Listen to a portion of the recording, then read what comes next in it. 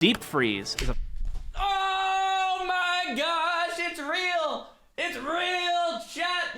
We did it! This, guys, is the Phase 3 preview. It was so hard for me to stop playing Plunderstorm to watch this. It's 25 minutes long, and I'm looking forward to it, but Plunderstorm is just that good. But this is Season of Discovery, Phase 3. What are we hoping for? Before I watch the video, we're hoping for Sunken Temple. Obviously, we know it's there, but we're hoping for some badass bosses. We're hoping for deep freeze for mages, of course. We know that it's coming. We just don't know if it's 3 or 4. We're hoping for a new world PvP event that somehow is better than Stranglethorn Vale, less laggy maybe, even more free for all, no partying maybe. Who knows? And yeah, that's pretty much what we're hoping for. Maybe some cool stuff. Yeah, let's take a look. Phase 3 preview. Without further ado. Hi everyone, I'm Claystone, Hey, Associate Clay. Production Director of WoW Classic. Welcome to our Season of Discovery Phase 3 preview. As our team has shared in the past, we have been blown away by the reception to Season of Discovery, and we're so excited to share this sneak peek at what's ahead with you. Look how serious. That was the worst time to pause. You can't even see his face anymore. Replace this streamer with someone else, please. Get someone new in here. Look how serious he is, man. Season of Discovery, I think, is blowing away everybody. Classic blew away everybody. Season of Discovery. Now Plunderstorm. I think Blizzard's like, wait a minute. We have such a massive audience that likes the Warcraft IPs. This is nuts. So with that, let's take a look at what we'll be covering today. We'll kick things off with raid information. Then, a preview of rune abilities, followed by our PvP updates, changes and additions being made to world events, Great. a look at what's coming to professions, and close it out with a very important system update and more, which you're definitely going to want to stick around for. This all looks right, like fun so stuff. just like Cool. last time, some disclaimers. I love that they do We're going to this. put the build up on PTR soon to check our era and hardcore realms. But like all the other phases, Phase 3 of Season of Discovery will not have a PTR for player testing. W. Still, there will be some data mining that occurs in advance of the launch. But as we've been saying since the beginning of Season of Discovery, not everything data mined will actually be in the phase or future phases. W. So speculators beware. W. And conversely, there's more to discover in this upcoming phase and beyond than we're going to talk about ahead of time. And we want your feedback. Everything we do across Classic continues to be a journey that is co-written by you, the players. And we can't wait to hear your thoughts on all of it. All right, so I'm sure it is a total surprise that absolutely no one saw coming that the Temple of Atal Hakar, aka the Sunken Temple, will be our new and first 20-player level up raid. Yep, this makes raid sense. is jam-packed with 8 bosses, tons of new items, Great. including new item sets, new and revamped epic drops, and up-leveled and rebalanced quest rewards. This is all. I want to talk quickly about the 20 size raid size. I actually think it makes a lot of sense. Now, let's back up. Why do 10 player raid sizes make sense for like Nomergon and for I was gonna say Shadowfang Keep, BFD? Well, because they're level up raids, and you might be like, well, this is a level up raid too. What gives? Why 20 now? Well, presumably there's some loot from Sunken Temple because it's level 50. Keep in mind that's gonna be pre-bis for level 60, meaning this raid is still a level up raid because you're not level 60, but level 60s will probably get together and run this as like an introduction into raiding, is my assumption. I could be wrong.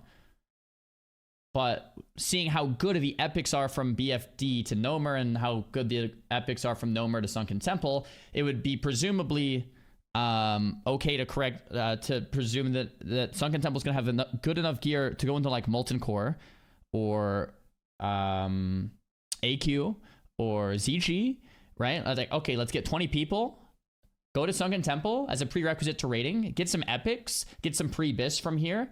And in that sense, Sunken Temple is the first of the max level raiding experiences. And that means it also can be a 20 player raid size because you're going to have an easier time getting 20 people that are level 60. And you're going to have an easier time finding groups because more players are going to want it because it's probably going to have pre-bis. So I think the 20 player size makes perfect sense here, and the 10 player size makes perfect sense where they used it as well. So I actually think it was the right call. Revamped epic drops and up-leveled and rebalanced quest rewards. This is also when the level 50 class quests come online, which will provide a wide array of powerful items for each class. Jumping into a quick preview of a few of the bosses, the first boss in this raid is Atelarion, a massive berserker troll that acts as a bit of a janitor, cleaning up or potentially eating any person or thing that happens to fall down from the atrium above. Okay. If the fall doesn't kill Aussie, you, don't this fall, guy man. definitely will. Next up, we have a brand new boss, the Festering Rot Slime. This engorged, gelatinous monster inexorably patrols one of the outer rings of the Sunken Temple, consuming any wandering adventurers hapless enough to cross its path. A bit further into the raid, we have Jamal An and Ogam, a priest and an undead avenger, utterly dedicated to seeing the blood god Hakar return to the mortal world. These two will keep you on your toes and have a few tricks up their sleeve to keep the fight interesting each time you encounter them. Okay, The cool. last boss in this preview is the mighty green dragon, Aranicus. Aranicus has been Aracanus. having a bit of a bad dream for the past few decades, and that dream is manifesting in our world in a variety of ways, which Nora will talk about in just a little bit. For those that make it to his lair, we can't recommend waking this big beast up, but if you do and are able to prevail, a lot of sweet loot will no doubt await you. Speaking of loot, here's a quick look at some of the awesome rewards you'll find inside the Sunken Temple. First up, we have a new take on the Drakestone item with a new Shadow Arcane spell damage variant. Cool. Next up is a rather unique weapon. Yes, it's an axe gun. Shamans and paladins have felt left out for quite some time when it comes to having ranged weapons. What? And short of Egan's blaster, there's not much for them. Now, you too can have a gun that you can swing like an axe or shoot like a gun, with a cooldown, of course. It's Nerf warriors, man. What the heck? unfortunately a bit slow on the reload. Lastly, we have a quick look at our tier tokens. Similar to AQ40, we'll have 2 different tokens with several classes on each. We really like the token system in Nomergon, but it sometimes felt a bit bad to be rolling against the entire everyone. raid whenever Yeah. one dropped. So now we'll have 2 different tokens, and multiple will drop on each boss that can drop set tokens. Cool. And here's a quick look at some of the epic rewards. First off, we've got a glow up for the classic Embrace of the Serpent robe for healers. Nice. We've also updated the sword Dragon's Call. Ooh. One cool thing about this weapon is that we've added several brand new glow effects for weapons in this patch. I want to see it. And this is one of the first items to take advantage of having a very fancy, but still quite classic, new glow. That's and just pretty like in rad. previous That's pretty cool, raids, pretty cool. we've got several fun items lined up as well.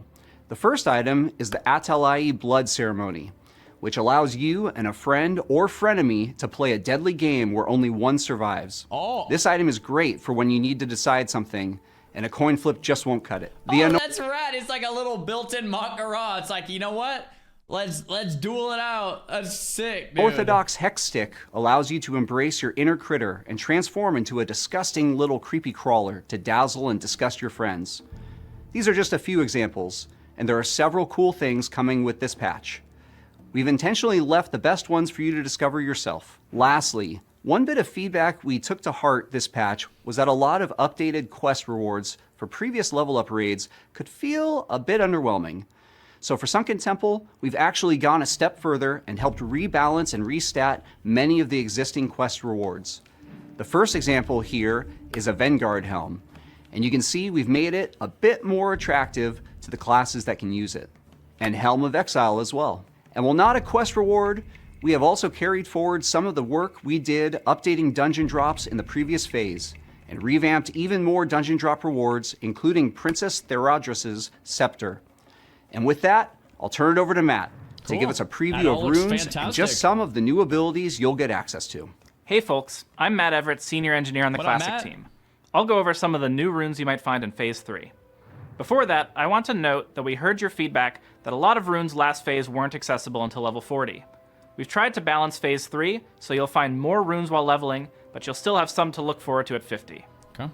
Let's look at Druids first. Gore gives you a chance to reset some key feral cooldowns and generate some rage. And Improved Bark Skin gives you all the benefits of Bark Skin without the drawbacks, and you can cast it on your friends. Next up are Hunters. With Lock and Load, your traps grant you a free shot with no cooldown. This could be a great 1-2 punch with something like Double Chimera Shot. Focus Fire lets your pet build up Frenzy, which increases its attack speed. You can activate it to consume your pet's Frenzy, boosting your attack speed and granting your pet focus. Next up are mages. Deep Freeze is a Oh my gosh, it's real! It's real, chat! We did it! We got it! It's happening! Confirmed! Oh my gosh, chat. Oh. powerful 5-second stun on a frozen target. If the target's immune to stuns, it takes significant damage instead. Balefire Bolt lets you live on the edge of risk and reward, dealing heavy damage but decreasing your spirit. If you reach 0 spirit, you die. And by the way, Whoa. You deal 300 to 500 damage, and each time you cast it, the damage will increase by 10, and your spirits decrease by 10, and it stacks up to 10 times. If your spirit is 0, as a consequence, you will die. So you could cast it 9 times, but not a 10th. Or you could cast it a 10th time and just like send yourself and the player. Oh my gosh. damage but decreasing your spirit. If you reach 0 spirit, you die. And by the way, if you're leveling a new mage, you might find this rune earlier than you expect. Paladins. Improved Sanctuary makes you even tankier, increasing Sanctuary's damage blocked and damage dealt back to attackers. Wrath lets you crit with Consecration, and applies your melee crit chance to your Holy Shock, Holy Wrath, and Exorcism spells. Let's look at Priests. Pain and Suffering allows your Mind Flay ability to refresh the duration of Shadow Word Pain, while Surge of Light causes your crits to make your next Smite or Flash Heal instant cast. Rogues. Great. Honor Among Thieves is incredibly powerful, granting you a combo point each time a party member scores a crit. It does have a short cooldown, but you'll be swimming in combo points with this rune. Oh, wow, nice. Cut to the Chase makes it easier to keep Slice and Dice up by allowing Eviscerate and Envenom to refresh it back to its max duration. Next up are Shamans. When you deal melee damage, Mental Dexterity applies your intellect to your attack power, and then applies 30% of your attack power to your spells. Riptide is a fan favorite that instantly heals the target. Dealing damage with melee weapons increases your attack power by 100% of your int, and your spell damage and healing by 30% of your attack power. Oh, that's interesting. Target for an initial amount, and then heals for a similar amount over time. When you chain heal a target with Riptide active, it gets consumed to power up the chain heal. Warlocks. Pandemic makes damage over time spells even more overwhelming by letting them crit. With this rune, you can summon the iconic Fell Guards to supplement your stable of demon pets. The Fell Guard is a powerful melee damage dealer capable of both tanking and dealing out serious punishment. He's not the only new demon you can summon this phase, but I'll let you discover that on your own. Warriors. What do you mean by that? What do they mean by that? With Taste for Blood, your rend damage lets you use Overpower once per 6 seconds. Sword and Board gives your Devastate and Revenge a chance to reset Shield Slam's cooldown and make it cost no rage. This time, Warriors get a bonus rune. The much requested Gladiator stance lets you live that Sword and Shield Gladiator fantasy. This increases your damage when wearing a shield, as well as letting you use abilities. Bro, Warriors got 3, and I still wouldn't want to be a warrior. Like, I don't know. I think it is kind of cool they can do like the old Swifty prot one-shot build and have a rune that actually helps it, though. From other stances at the cost of survivability. This is one we've really been looking forward to bringing to the season, and we can't wait to see what Warriors are able to do with it. I love watching players work together to find all the new runes each phase, and I'm looking forward to this one. Up next, Nora will join us to talk about PvP updates. Hey, What up, thanks, Nora? Matt. My name's Nora Valletta, and I'm a lead software engineer on WoW Classic. I'm here to talk about some of the other updates we've got coming in Phase 3, starting with PvP. One of the things we've learned from previous phases is that PvP can be a bit rough when the only thing available is PvE gear that is generally set up with output stats rather than survivability stats.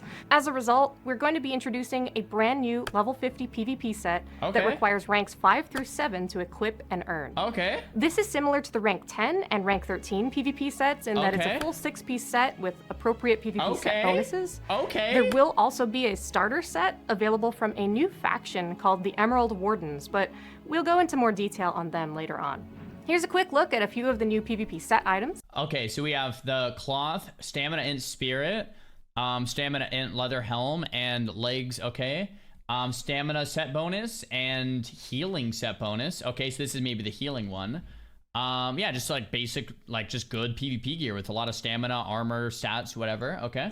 You'll notice that they are a bit more specialized and focused than the previous level 60 PvP sets were. Each class will have a variety of sets available to them, such that multiple different specs or roles are covered. We're also making a few adjustments to the Blood Moon event.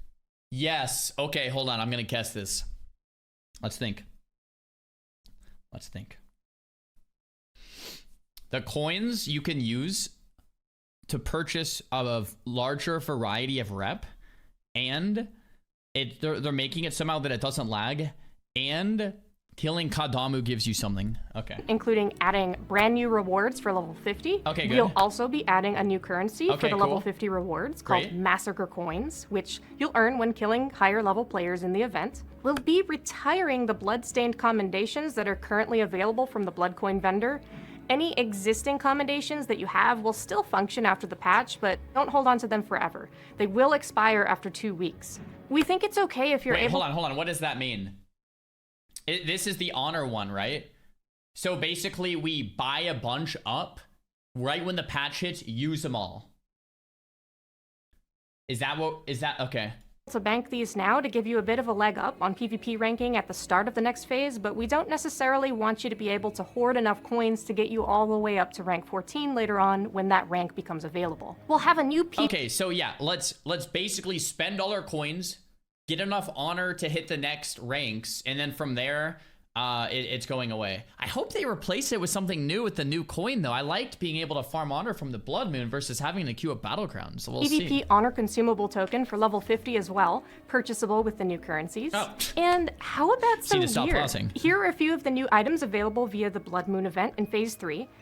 Do note that the Headhunter's Barbed Spear is a warrior-only weapon. We also realize that ranged hunters may have felt a bit left out last time, so we've gone ahead and given them a pretty strong crossbow option in this Wow, round. that's pretty good. Well, Phase 3 of Season of Discovery will... Did I miss the, like, there's a mace, a crossbow, a throne, and a relic. What about the mage stuff? Strong crossbow option in this round. Well, Phase 3 of Season of Discovery will soon be upon us, and with it comes new loot, new opportunities to gain experience, and new adventure. Let's take a quick look at our new PvE world event called Nightmare Incursions. Picture, if you will, the 4 emerald portals scattered across Azeroth. At this point in history, the Dragons of Nightmare, Terrar, Ysandra, Emerus, and Lethan have not yet arrived to spread their terror. However, as you approach each portal, you can't help but sense hidden danger. Something's not quite right. Those brave enough to enter an emerald portal will be plunged into a realm seeping with corruption and overrun with dragons, treants, and other poor souls driven mad by the corruption. But beware, not all foes are alike. Some enemies can be defeated by a single seasoned adventurer, while others are perhaps too powerful to be faced alone. Nightmare Incursions offer repeatable PvE content for levels 25 through 50. To check it out, simply enter one of the 4 emerald portals located in Duskwood, Ashenvale, Hinterlands, or Feralus. This is a great new opportunity to earn experience, and those who choose to jump in and fight the corruption will have the chance to earn reputation with an all-new faction called the Emerald Wardens. With great danger comes great rewards. The Emerald Wardens will be very grateful for your help and will be offering a selection of choice new items to sweeten the deal. One of the cool... All right. I was expecting a new PvP, a new world PvP event, and then they turned the world PvP event into a world PvE event. So yeah, I'm pissed off. Yes, I'm pissed off. Having said that, I do think there's a lot of players that are going to enjoy this. So it's still probably a W in the scope of World of Warcraft. It's probably maybe it's even a bigger W than any PvP event could have ever been, because we already have 2 of those now. Let's make it, like, it makes sense. But as a PvPer, and my expectation as a, like, trying to figure out this new PvP event to get a PvE, like, world experience kind of sucks for me, but I think it's a W for the game at large. I think it's a W for the game at large. I think. And they leveled up Blood Moon, and Blood Moon's already fun, I think. The problem with Blood Moon is the lag, and maybe they'll get into that.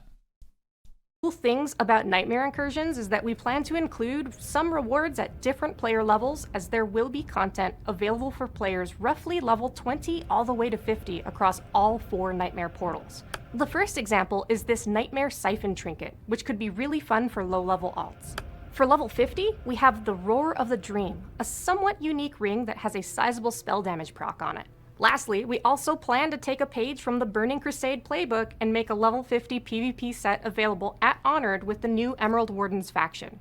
This set isn't as powerful as some of the other PvP item rewards we plan to add this phase, But it's a good stepping stone into the better items later on. With the launch of Phase 3 comes a host of interesting new updates to professions.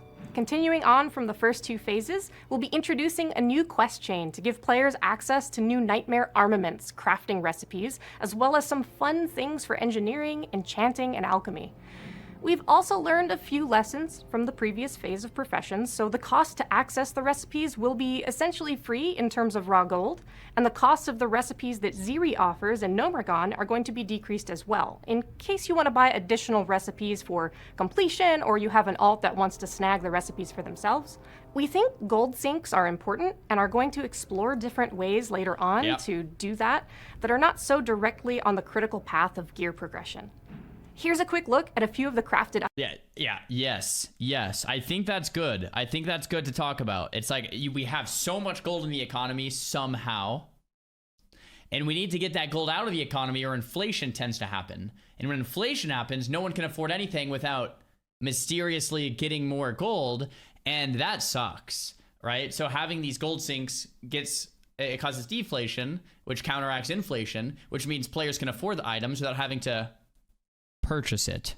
Chat. Okay, items you can make this phase.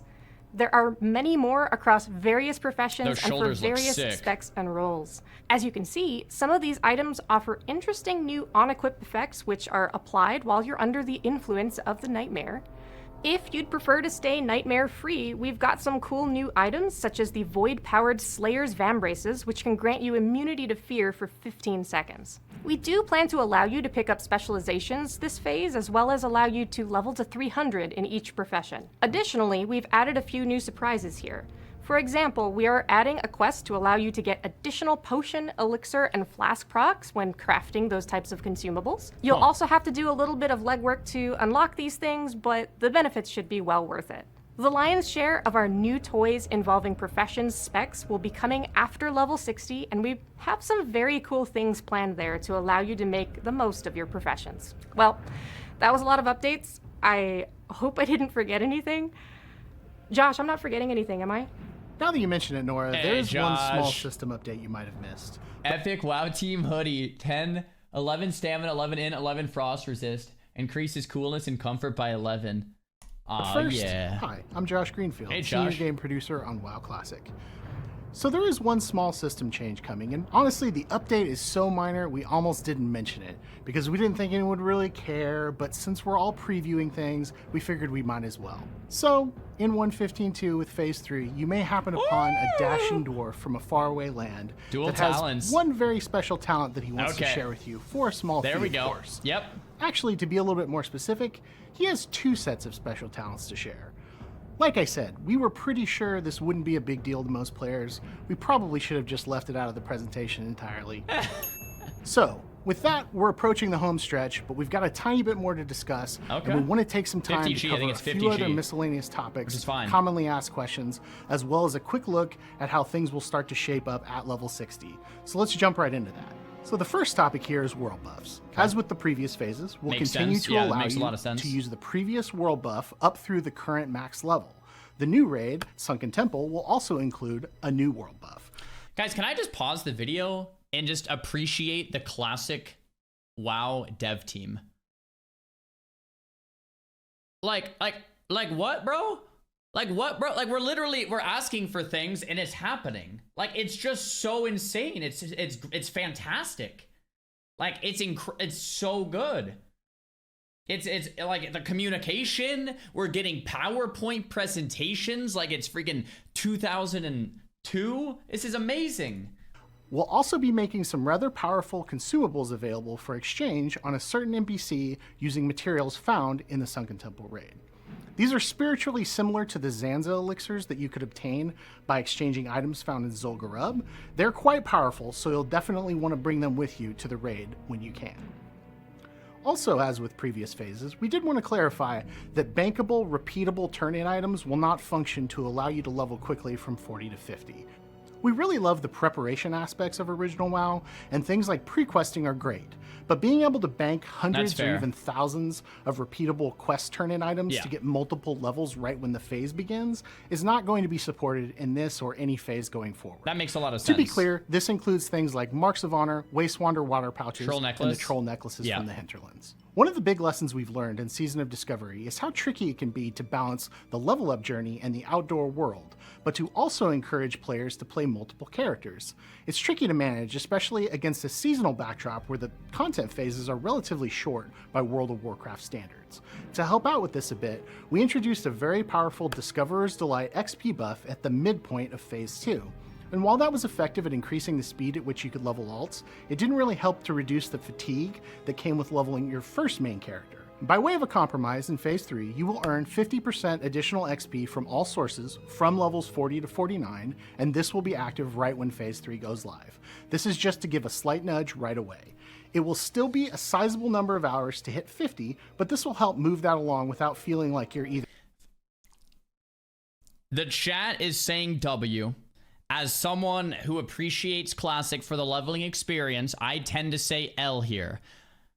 Having said that, I do think that I am a minority, and the people that are working 9 to 5s and are just kind of playing on the weekends and playing like 1 hour at night, this probably is just the biggest possible win ever, because you can actually hit max level quicker, you can play with your friends, and you don't feel left behind. So for me personally, this is probably an L. I think the leveling experience is kind of why I like to play Classic. And when I hit max level, it's like, okay, it's kind of over. I mean, I'll do the raid and stuff, but like I like to level, and I like to like just be out in the world and stuff. But hey, I feel like I'm the minority here. And once again, I can say that if most players like it, then I back it up. Sure. Either just flying through zones or conversely in danger of running out of quests if questing is your preferred leveling method. Note that the 100% buff from 1 through 39 will remain in place as well.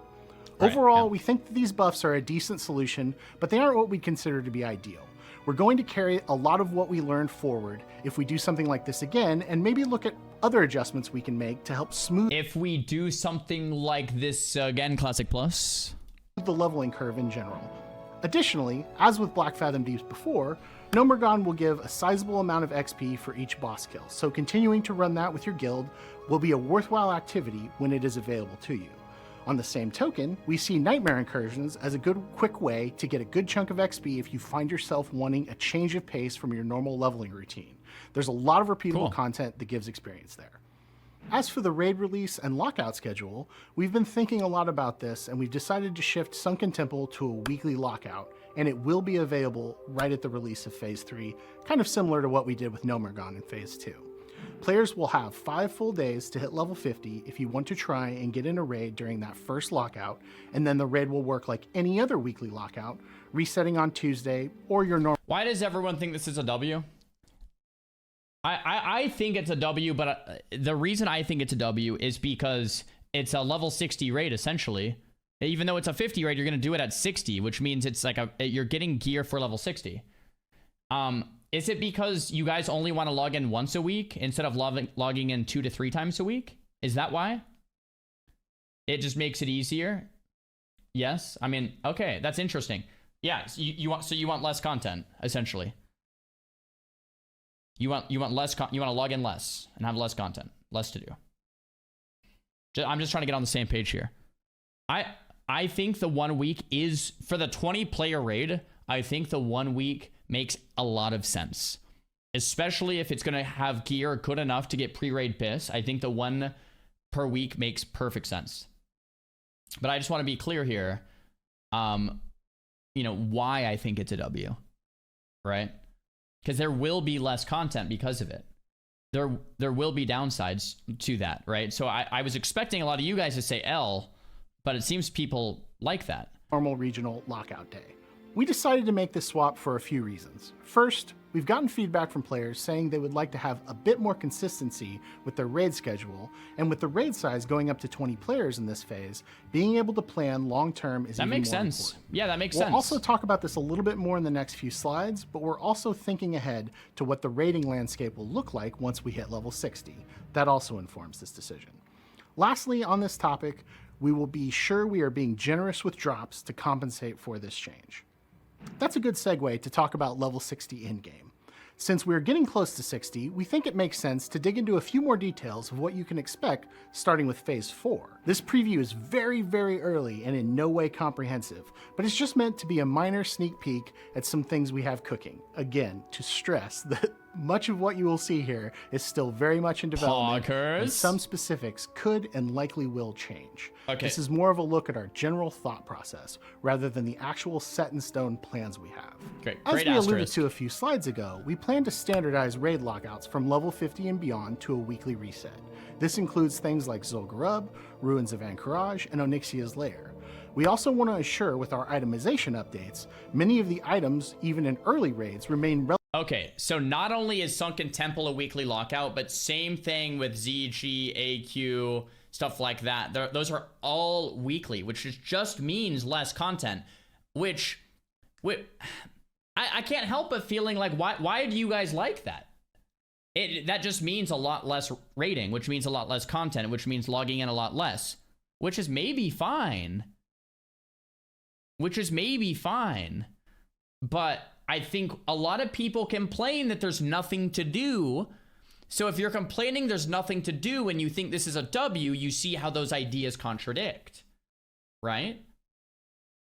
A lot of people complain there's nothing to do, but a lot of people are saying W, that they're moving the lockouts longer. I'm just a bit confused here. You can't have it both. You can't have it both ways. Right? I'm just a bit confused. We just like to complain. Maybe that's it. It promotes more alts. True. Rating isn't everything. Oh yeah, I mean, definitely. Yeah, I play the game for way more than just rating. Rating to me is more of like a minor thing. But I do think, yeah, it is objectively less content. Right? So that, I mean, yeah. Relevant for a pretty good long time. Ultimately, this is a very classic approach, and many items you got even as your pre-raid best in slot, such as the Hand of Justice or the Savage Gladiator chain, remained good for several tiers, and we want to carry this forward.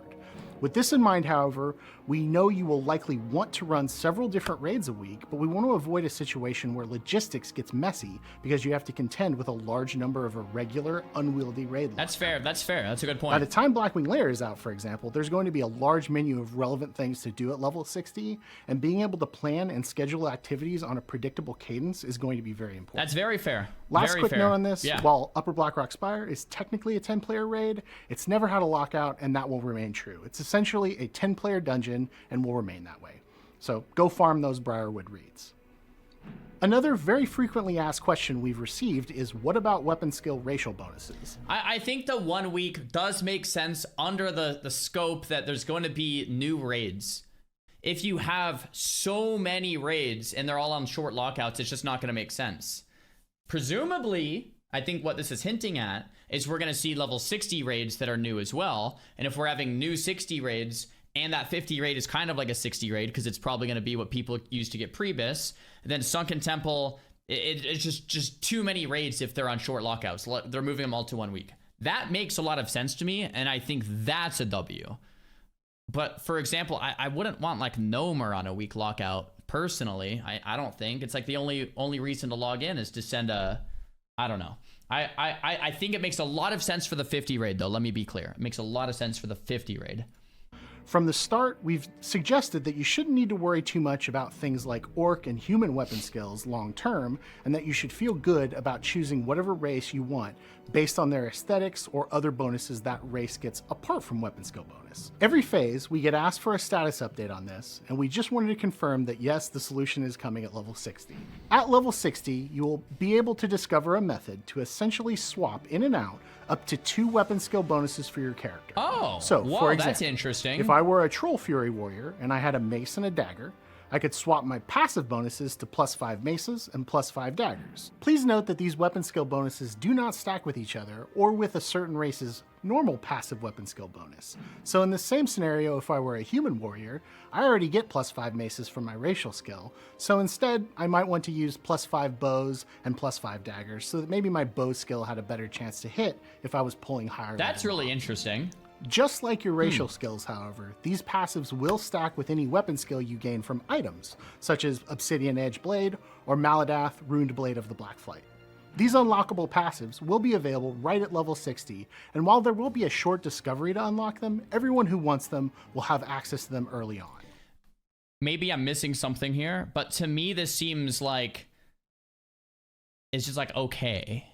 I don't see a real need, but it also doesn't seem like a bad thing. It's like, okay, so now everyone is just gonna do more DPS. Okay. Sure. Okay. You know? Continuing that line of thought, yes, priests will also be able to unlock other races' unique priest spells as well, such as Devouring Plague and Fear Ward. We don't want to spoil how this will work just yet, but just like weapon skills, we do get asked about this a lot and wanted to confirm that this was also coming and would be available early on at level 60. So priests can there actually will also just be play anything. Tied to accessing. That's kind of nice, I think. Quality of life. So this is the last big item in our level 60 that. preview, and we think it's the most impactful, as items are obviously going to be a major focus of the new level 60 endgame.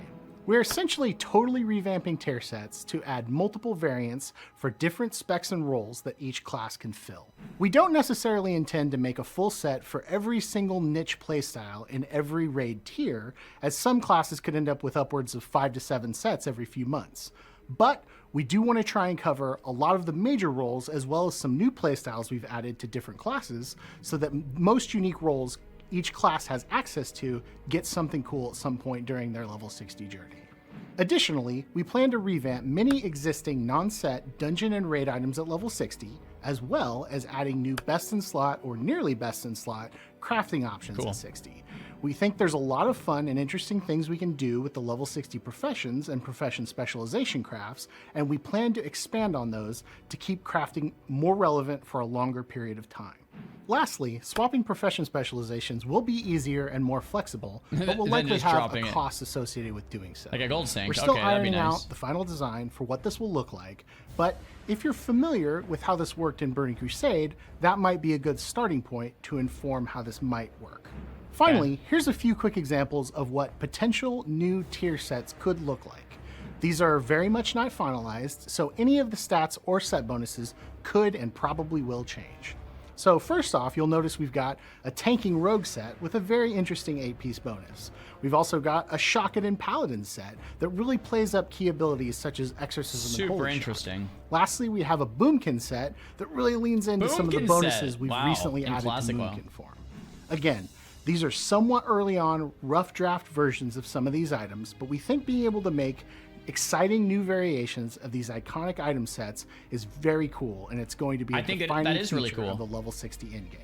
I think that is really cool. I think that's awesome. To me, one of the biggest things that can make or break the level 60 content is how accurately they scale the difficulty of the raids. Molten Core, BWL, right? Some of these introduction raids. If it's too easy, I feel like it's going to be annoying, and if it's too hard, it can be annoying. And I will say this, they've done a very good job of scaling Nomergon appropriately and BFT. I don't know what systems they're using since there's no PTR, but whatever system they're using seems to be working. And if they scale the difficulty appropriately with the new talents, with the new runes, with the new gear, and with the new raid size, there's so many variables to hit this right. In one way or the other, just feels so wrong. We'll see. I'd be impressed if they hit it first try. So with that, we're done with today's presentation. Thank you for bearing with us on this one, as it was a long one. We've had a blast on this wild season of Discovery journey with you so far, and we honestly can't wait to get Phase 3 into your hands, as well as provide a bit more information on Phase 4 as we start getting a little bit closer to that. As always, we want to express a heartfelt thanks from the WoW Classic development team. Thank you for playing with us. Thank you for the feedback, and thank you for the participation in helping us develop this season. We'll see you again when Season of Discovery Phase 3 goes live shortly. Thank you again, and goodbye. Well, I'm not going to lie. That was a lot of W's. And the L's, if there were any, were little L's to me. And a lot of massive W's. I've got to give it up to the Classic team. They're doing a fantastic job. And I'm really happy we took the time to watch that, because there's some crazy stuff coming. That is awesome. I can't wait for Deep Freeze. And I like the PvP sets. And I like what they're doing with the Blood Moon. And I'm excited to check out Sunken Temple and the new loot. And hey, man, even that new World PvE event could be cool too. Here's the link in the chat. Check it out. Just tune in, any TLDR. Level 50 new cap. 50% experience bonus from 40 to 50. So you level quicker. We have a new World PvE event where you go through portals and kill dragons for reputation and pretty decent loot. Obviously, Sunken Temple's a new raid. It's 20 players. It resets once per week. We have Deep Freeze for Frost Mages, poggers in the chat, which I'm really excited about. We have Blood Moon being updated for level 50 with a new currency for higher level kills, which is going to give you access to presumably better rewards. So the Blood Moon will continue to be the PvP event, which I actually love. I think the Blood Moon's almost dialed in. I think they could improve the Blood Moon by removing like the Loas, so less people are just stacked up AoEing and more people are actually running around the zone and stuff like that. But regardless, I think it's a pretty fun event. And the lag, that sucks, but we'll have to figure that out. What else did I miss? I mean, yeah, it's releasing next week, April 4th, which is sooner than all of us expected. And that's pretty much that.